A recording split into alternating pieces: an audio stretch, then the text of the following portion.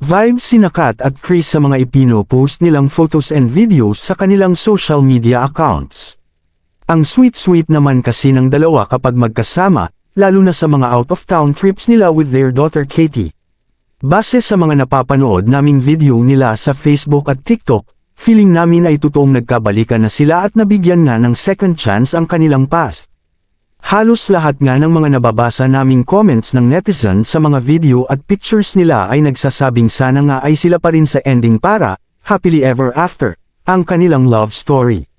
Sa panayam ng 24 na oras, natanong si Katrina tungkol sa tunay na estado ng relasyon nila ni Chris Lawrence.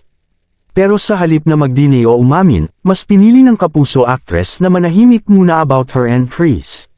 Sa balikan po, wala, secret lang. Secret, wala tayong sasagutin, bawal daw. Bawal daw po sumagot, chika ni Katrina.